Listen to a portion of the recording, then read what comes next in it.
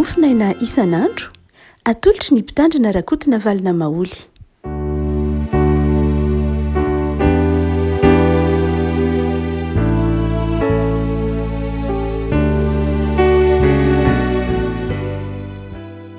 Fanamarahabatsehanakotratra dia lany bifaroapolo volana novambra ity ny mofinaina valahatra antsika dia ny boky ny Isaia mpaminany toko faharoa amby efapolo. Isaia toko faharoa amby efapolo andiny voalohany ka hatramin'ny andininy fahaefatra. Isaia toko faharoa amby efapolo andiny voalohany ka hatramin'ny andininy fahaefatra, vakina amin'ny anaran'i Jesosy. Indro ny mpanompoka izay notantanako dia ilay voafidiko sady sitraky ny foko napetrako teo amin'ny fanahiko, hamoaka ny fitsipika ho an'ny jentilisa izy. Tsy antsoantso izy na hanandratra ny feony na anao izay andrenesana ny feony eny an-dalana. Tsy ho tapahiny ny volon-taratorotoro ary tsy ho vonoiny lahin-jiro manentana. Hamoaka izay tena rariny tokoa izy, tsy ho reraka na ho kivy izy, mandra-panody ny rariny amin'ny tany ary nosy andry ny lalàny. Ray masonao, manamasinana amin'ny fahamarinana ny teninao ny fahamarinana. Amen. Miresaka ny famindram-pon'Andriamanitra ity bokin'ny Isaia mpaminany ity. Isika amin'ny finoantsika kristianina dia resy lahatra fa tsy misy fetra tsy akory ny famindram-pon'Andriamanitra. Famindram-pon'Andriamanitra dia tsy misy fetra, tsy hoe voafetra ny toerana, tsy hoe voafetra amin'ny olona anankiray na sokajin'olona vitsy, tsy voafetra ny faritra koa, tsy voafetra ny fotoana, fa ny famindram-pon'Andriamanitra dia tsy misy fetra. Amin'ny ataontsika hoe fandalinana momba ny finoana dia misy toetra an'Andriamanitra na ny maizy azy an'Andriamanitra izay an'Andriamanitra manokana. Amin'ny ataontsika hoe attribut na izay maizy azy na ny toetra na iavahan'Andriamanitra dia misy karazany roa. Amin'ny lafiny fotom-pinoana dia misy ilay maizy azy an'Andriamanitra izay tsy azony afindra na amin'iza na amin'iza fa izy tena ny irery ihany no manana azy. Izay ilay ataon'ireo resaka ny fotom-pinoana hoe attribut incommunicable, izany hoe tsy nafindra an'Andriamanitra tamin'iza tamin'izy io. Misy izany mazava ho azy ny attribut communicable, izany hoe misy izany ny toetra an'Andriamanitra nafindra an'Andriamanitra tamin'ny zavaboary na nataon'Andriamanitra ao anatin'ny zavaboary. Fa misy kosa maizy azy an'Andriamanitra izay azy irery ihany. Izay no mahatonga ireo ataontsika hoe teolojiana mametra-panontaniana hoe Andriamanitra ve nahary Andriamanitra sa tsy afaka mahary Andriamanitra ve Andriamanitra? Ny valiny dia izao, tsia. Andriamanitra dia tsy afaka tsy nahary Andriamanitra satria raha vao nohariana izy dia tsy manana ilay attribut incommunicable, mazava ho azy. Izany hoe Andriamanitra dia tsy nohariana. Izay mahatonga ilay fanekem-pinoantsika ao amin'ny fanekem-pinoana nikeanina manao hoe Jesoa dia nateraka fa tsy natao. Raha ohatra ka natao Jesoa nohariana tatsika olombelona zany dia tsy manana ilay attribut incommunicable izy. Fa raha fa satria izy nateraka Andriamanitra dia manana ilay attribut incommunicable an'Andriamanitra izy satria Andriamanitra. Noho izany dia tsy misy Andriamanitra noharian'Andriamanitra ety ambonin'ny tany. Voary avokoa zany ny zavatra rehetra ety ambonin'ny tany, ny olombelona voary, ny zavaboary, ny zava-maniry, ny biby, zay rehetra ety ambonin'ny tany dia voarin'Andriamanitra ka tsy azo atao hoe Andriamanitra satria tsy manana ilay toetra maha-Andriamanitra azy izy. Ary dia ao anatiny io ataontsika hoe ohatra hoe ny attribut incommunicable, izany hoe ilay toetra maizy azy an'Andriamanitra ka tsy nafindra tamin'ny zavaboary dia ohatra ny hoe mahay ny zavatra rehetra, manerana ny zavatra rehetra, manana fahefana amin'ny zavatra rehetra. Izay koa lay tenenina amin'ny hoe aseité, izany hoe milaza lay hoe tsy miankina na amin'iza na amin'iza. Lay toetran'Andriamanitra tsy miankina na amin'iza na amin'iza. Mahaleo tena itsika olombelona dia tsy manano io toetra io. Tsika miankina amin'ny zavaboary, miankina manodidina antsika, fa Andriamanitra tsy miankina na amin'inona na amin'inona ary tsy miankina na amin'iza na amin'iza. Io lay avy amin'ny teny latina ACI, zany hoe raha tsorina de hoe de soi-même, zany hoe nisy Andriamanitra tsy niankina tamin'iza ny fisiany, tsy niankina tamin'iza na niankina tamin'ny inona ny fisian'Andriamanitra. Zay de Andriamanitra ihany manana an'izay toetra zay. Tsy nafindran'Andriamanitra amin'ny zavaboary zay. Tsy misy zany eto ambonin'ny tany olona ka nisy ho azy na mahaleo tena arak'izany. Fa misy kosa ny attribut communicable, zany hoe toetran'Andriamanitra nafindrany ao amin'ny zavaboary. Zay mahatonga Paoly miteny hoe manahafa n'Andriamanitra, manahafa ny Kristy dia ohatra hoe ny fitiavana, ny fahatsaram-po, ny misy toetrany, ny famelan-keloka ao anatin'izany zay resahantsika ny hoe ny famindram-po. Ny famindram-po nataon'Andriamanitra ho toetra, nafindran'Andriamanitra atao anatin'ny zavaboary io toetra io, noharian'Andriamanitra ho ao anatintsika ny toetra mahay mamindra fo. Ataontsika hoe miséricorde, ny teny hoe miséricorde moa dia avy amin'ny teny latina, natambatra anankiroa, anankiray azahoana ny teny hoe misère, anankiray de azahoana ny teny hoe cœur. Zany hoe ny teny hoe miséricorde de amin'ny teny frantsay de lalaina avy amin'ny teny latina hoe fo mangoraka olona ao anatin'ny fahantrana. Zay arabaky teny ny dikan'ny teny hoe miséricorde raha jerena amin'ny teny latina, ny hoe misy olona ontsa mangoraka olona zay ao anatin'ny fangiry firiana, ao anatin'ny fahantrana. Izay toetra zay de nataon'Andriamanitra, toetran'Andriamanitra zay, saingy nataony ao anatin'ny olombelona. Amin'ity mofinaina zay volahatra ity dia tsapatsika lay famindram-pon'Andriamanitra. Raha toa ka mijery sika lay andininy voalohany de hoe indro ny mpanompoka izay notantanako, lay nofidiako sady sitraky ny foko, napetraka ao aminy ny fanahiko, hamoaka ny fitsipika ho an'ny jentilesisy. Tsy antsoantso na anandratra ny feony izy io fa minaninany amin'ny Jesoa io. Jesoa io teny faminaniny Isaia mpaminany io hoe indro ny mpanompoka raha apetraka ao amiko ny fanahy. Jesoa io, Jesoa lay fahatanterahany famindram-pon'Andriamanitra. Ao amin'ny Jesoa ny tena hatsapatsika ny famindram-pon'Andriamanitra, satria hitatsika Jesoa raha vao nahita ny olona nona sahirana dia onena. Ny teny malagasy hoe onena koa tsara dika ihany amin'ny lafiny anankiray, satria ny teny hoe onena dia avy amin'ny teny hoe monina, tofaka amin'ny teny hoe monina, ka ny hoe onena zany dia toy ny hoe mipetraka eo amin'ny toeran'ilay olona. Ny teny malagasy hoe ndry mahonena be lay olona de milaza hoe toy ny mipetraka eo amin'ny toeran'ilay olona ilay mitsetra zany. Lay mpitsetra zany dia maka ny toeran'ny olona hitserana, zay le hoe monina, onena. Ary dia Jesoa dia onena, zany hoe lasa nanana lay toetra mangoraka, lay toetra mora fanahy. Dia eto amin'ity Isaia zay mofinaina ity dia Jesoa zany eto, raha jerena amin'ny testamenta vaovao ity faminaniana ity, dia Jesoa ny fahatanteran'ilay famindram-pon'Andriamanitra. Jesoa ny fahatanteran'ilay teny fampanantenanany hoe hangoraka ny olon'Andriamanitra, hamonjy ny olon'Andriamanitra, hanavitra ny olon'Andriamanitra, tsy maso feny fahatezerana intsony no hijeren'Andriamanitra ny olona, fa maso feny fangorahana, maso feny fitserana noho ny amin'ny Jesoa. Mangoraka Andriamanitra.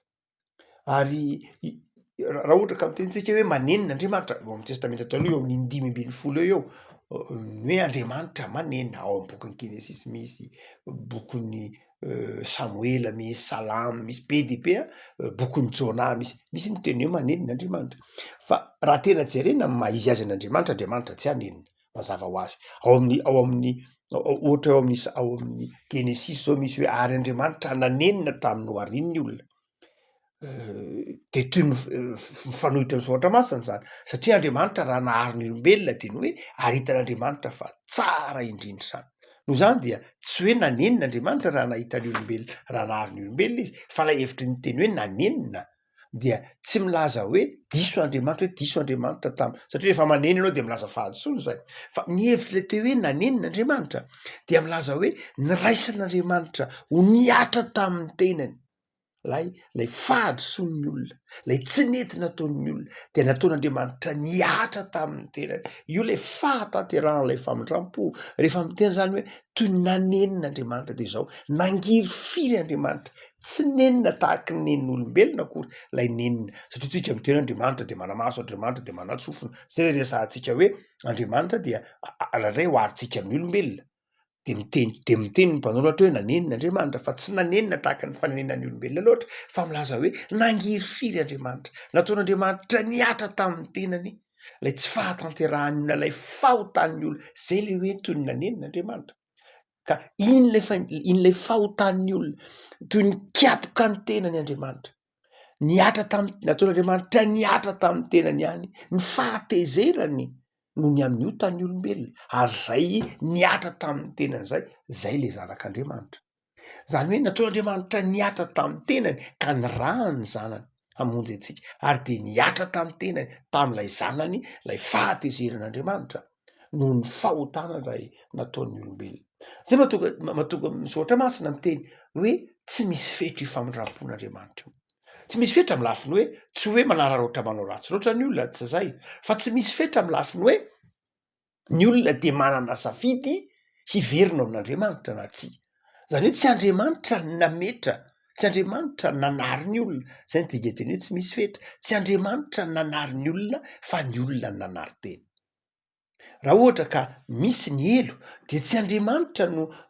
nanao ny elo ho an'ny olombelona fa ny olombelona no ny safidy ho any amin'ilay elo zay le hoe tsy misy fetra ilay famindram-pon'Andriamanitra tsy misy fetra ny famindram-pon'Andriamanitra tsy hoe akory mametra fetra hoe za de tsy hamela eloko anao ntsony tsy zay Andriamanitra Jesoa raha ny teny manao hoe mamela ny namanao anao mamela ny rahalahinao anao impitopolo impito ka maika fa Andriamanitra tsy misy fetra ny famindram-pon'Andriamanitra rehefa mbola miverina amin'Andriamanitra isika saingy zao ny fetra de zao ny safiditsika ihany mametra azy hoe za tsy hiverina amin'Andriamanitra ntsony fa hiala amin'Andriamanitra no zany de tsy Andriamanitra no tsy namindra fo fa ny olona no tsy nanaiky na tsy nandray ny famindram-pon'Andriamanitra amin'ity Isaia 2:8 de mazava ny famindram-pon'Andriamanitra Andriamanitra namindra fo ka naniraka ny zanany dia misy ohatra anankiroa eto na telo mazava tsara ahoana ny endriky zany famindram-pon'Andriamanitra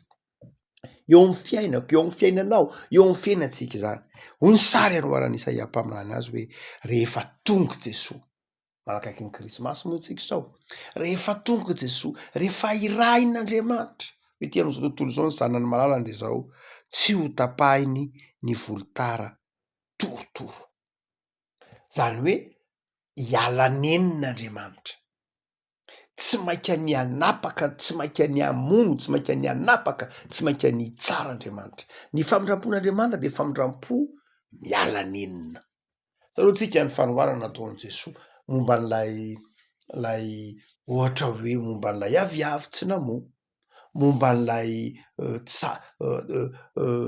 saham-boaloboka na lay fotom-boaloboka tsy namoa misy zay ala nenina zay ataon'Andriamanitra hoe avelao aloha rehefa omeo fotoana mba ahafahako mbola miala nenina mba hikarakaraka azy indray fa rehefa tena tsy afa-pora ho tapahanao ihany izy fa zao omeo fotoana zay le hoe Andriamanitra miala nenina eto de zao tsy tapahina ny volotara de karazana zava-maniry ataovy hoe volo la bararata hono etsozika azy amin'ny ankapobeny dia mibararata zay rehefa folaka de zao tapaka izy dia ohatra mahita volo anao na bararata ka tapaka izy dia mazava ho azy maty le tapany ambony iny maty de tapahana de zao maniry ndray ny solofony atao riny fa eto de nyteny hoe tsy tapahiny io volotara torotoro zany hoe tsy zavatra impossible tsy azo sainina zany hoe volotara torotoro zany ka tapaka ny ambony efa torotoro de mbola haniry ndray tsy zany fa tsy maintsy tapahana iny mba hisian'ny solofony saingy zao le teny hoe tsy tapahina ny volotara torotoro de zao hanao zay zavatra rehetra ataotsika hoe impossible mihitsy amin'ny maha olombelona Andriamanitra satria te hamindra fo amintsika izy. Ataon'Andriamanitra mihitsy ny zavatra impossible mba hahatonga atsika hahita ny famindrampon'Andriamanitra. Zay mazava-dehibe ny antsoina hoe fahasoavana. Zay mahatonga atsika resy lahatra manao hoe ny famelan-keloka karaisiko tamin'Andriamanitra nke tsy merity tsy hoe nanao ny tsara, tsy merity zany hoe tsy mendrika andray le famelan-keloka akory any. Saingy zao Andriamanitra efa nanao ny impossible amin'ny olombelona, efa nanao ny dingany tsy azo sainina mihitsy amin'ny maha olombelona Andriamanitra naniraka ny zanak'Andriamanitra ho faty tao amin'ny hazo fijaliana. Zavatra tsy takatry ny sain'olombelona zany ary tsy azo eritreretina mihitsy. Ary na isika raha mety mieritreritra maha olombelona adala atsika mieritreritra hoe fa ahoana koa ary zany Andriamanitra zany ny zanany ve de nekeny ho faty hamonjy ny zanany malalany, satria raha izaho olombelona tsy hanao zany mihitsy, tsisy olombelona hanao zany hoe ny zanany no ekeny ho faty hamonjy ny hafa, tsy hanao an'izany mihitsy ny olombelona. Fa nataon'Andriamanitra zany satria tiany isika, satria mpamindra fo izy. Tsy hoe manana famindrampo fotsiny Andriamanitra, fa mpamindra fo toetra an'Andriamanitra mihitsy ny famindrampo. Afaka malala izay ny mahatonga atsika manana fifaliana amin'Andriamanitra. Miresaka tsika momba ny ataontsika hoe toetra an'Andriamanitra na attribut incommunicable de Dieu, zany hoe lay toetra an'Andriamanitra izy rery ny manana azy, dia zay toetra an'Andriamanitra izy rery ny manana azy zay mahatonga azy hoe mendrika isaorana, mendrika ome voninahitra, mendrika hankalazaina, mendrika deraina, satria izy ihany ny manana an'izany toetra zany. Izy ihany ny manana ny toetra manao hoe manana miaina sy mpamindra fo. Fa ny faharoa zay asehony Isaia mpaminany eto de izao manao hoe tsy vonoina koa le lahy anjiro manentona, zavatra ataontsika hoe impossible koa zany raha jerena amin'ny olona ao an-dakozia tamin'ny fotoan'androny. Na vanim-potoana tany Palestina fatatsika fa tsy ny jiro elektricité akory na ny laboziny nampiasaina tany, fa lahin-jiro zany hoe tahaka in'le mbola hita ihany iny lampy iny, mbola misy manana zany ihany, le misy menaka iny miatao ao dia misy lahin-jiro ohatran'ny lahana labozia reny ihany izy natady na voro-damba. De indraindray izy manetroka be, rehefa diso lava loatra lay lahin-jiro mivoaka mitondra le menaka de manetroka be izy de misy fofona de tsy mety. Dia raha diso fohy izy zany lay mipodra de manjary lasa fohy kely le lafo. Rehefa to lava be loatra indray le lahin-jiro avoaka de lasa mavomavo be de mivoaka setroka izy. De iny le hoe mavomavo be mivoaka setroka iny izy ka ho ahitsinao zany, de zao tsy maintsy vonoina aloha le lahin-jiro, de zay vo amboarina. De zay mahatonga eto miteny famindrampon'Andriamanitra de manao hoe tsy vonoina rangahy io lahin-jiro manentona io, na de efa manetroka be azy izy. Zany hoe fiainany oharina amin'ny fiainana efa manetroka be zany ny fiainantsika eo anatrehana fiarahamonina, fiainana manetroka be zany hoe fiainana tsy mahasoa ny hafa, fiainana mandoto ny hafa, fiainana tsy mitondra na inona na inona. Fa tokony izy de zao tokony ho vonoina. Saingy hoy Isaia mpaminany hoe rehefa tonga Jesosy de tsy vonoiny lahin-jiro manentona, hiala neniny izy. Miala neniny Jesosy hanamboatra ny lahin-jiro manentona de ny fiainan'ny olombelona mba hahatonga indray ho zavatra vaovao ry havako. Ny zava-dehibe zany de izao, ny ananantsika fitiavana an'io Andriamanitra io, ny zavatra tadiavin'Andriamanitra amintsika olombelona, ny zavatra tadiavin'Andriamanitra aminao de tokana ihany voalohany indrindra ny fitiavana. Tian'Andriamanitra, tena tian'Andriamanitra ve ianao? Ny fitiavana ho an'Andriamanitra no miteraka ny toetra soa sy miteraka ny fitondran-tena mendrika eo anivon'ny fiarahamonina na anivon'ny fiainana maha olombelona. Ny zavatra tadiavin'Andriamanitra de tsotra hoy Jesosy, mamitina lalàna de zao fitiavana. Tianao ve io Andriamanitra io? Ahoana no mahatonga atsika ho tian'Andriamanitra? Mahatonga atsika ho tian'Andriamanitra dia tsy hoe tsy tonga ho azy ao anatintsika ny fitiavana an'Andriamanitra satria tsika mpanota, fa tonga ao anatintsika ny fitiavana an'Andriamanitra rehefa rentsika ny bitsiky ny fanahy masina. Ary zay ny mahatonga atsika mbola resy lahatra manao hoe za tian'Andriamanitra io de safidy avy amin'Andriamanitra. Fa safidiko izaho koa zany hoe fahasoavana no ahafahako mitia an'Andriamanitra. Tsy afaka mity zavatra tsy fantatrao ianao mazava ho azy. Ahoana no itiavanao zavatra tsy fantatrao? Tsy mitombona zany. Fa ny zavatra fantatrao no tiavinao. Zay no nahatonga ny olombelona tsy nitia an'Andriamanitra. Raha mbola tsy tonga Jesosy. Ny testamenta taloha Ray manontolo dia ahitantsika zany hoe tsy tia an'Andriamanitra ny olombelona.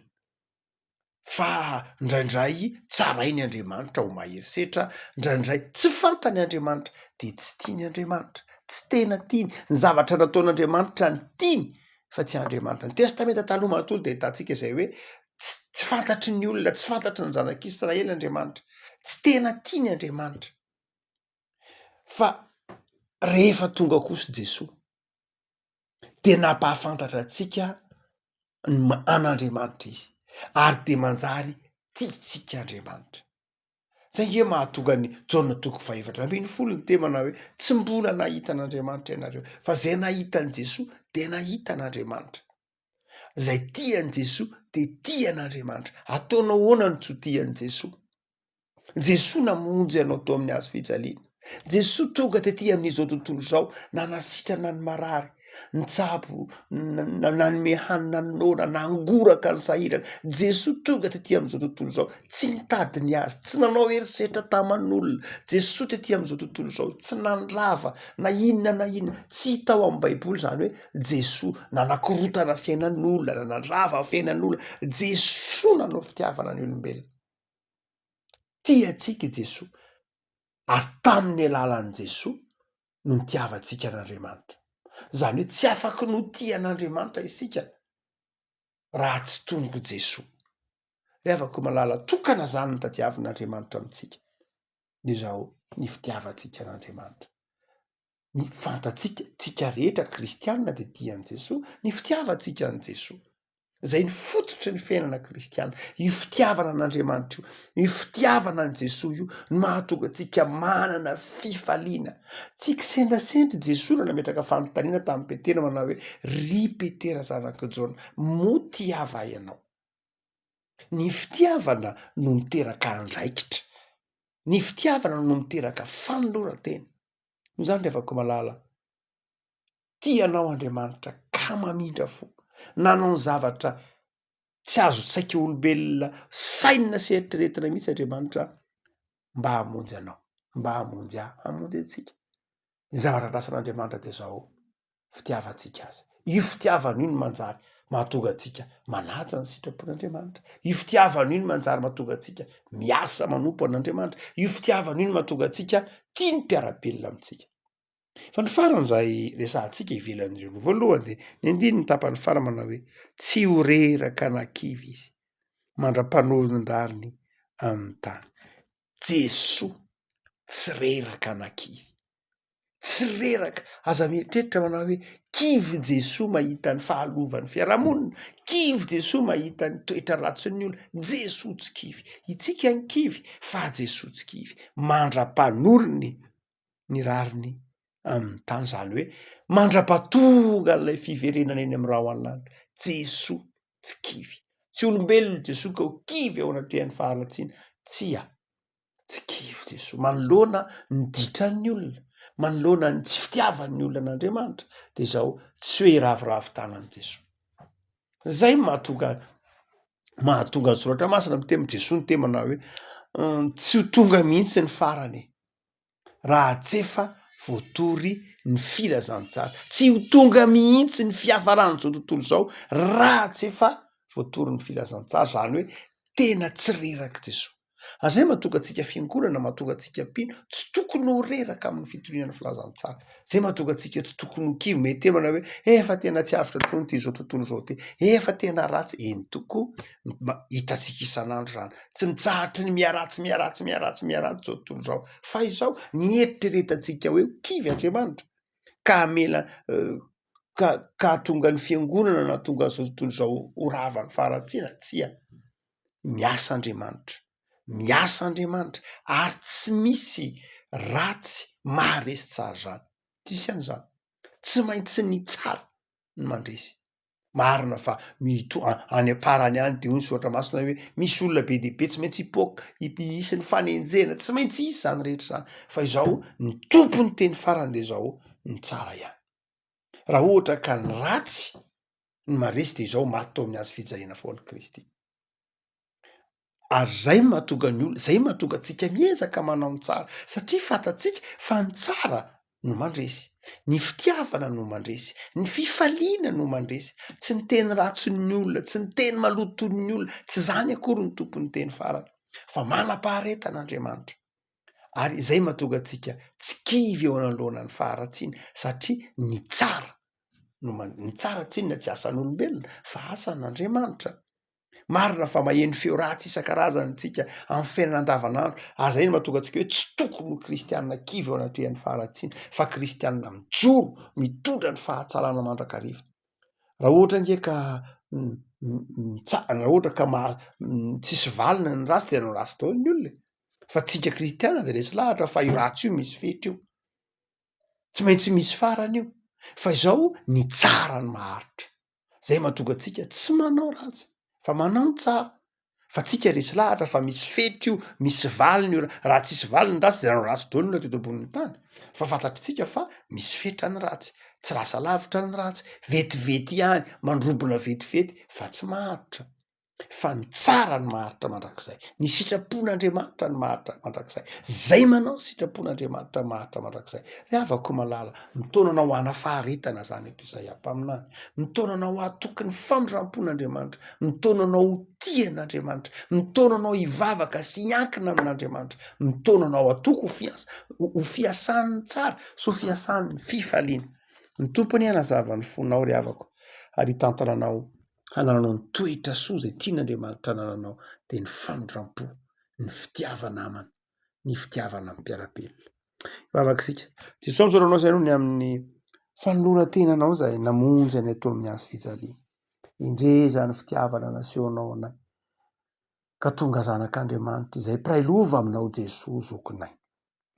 Tay tontolo andronay any Jesosy, ahatsiarovana ny famondram-ponao ka hanananay koa famondram-po amin'ny mpiarabelona aminay. Omeo anay ny toetra soa izay aizany mamela ny eloka ny hafa. Omeo anay ny toetra soa tianao Andriamanitra amin'ny fonay manontolo.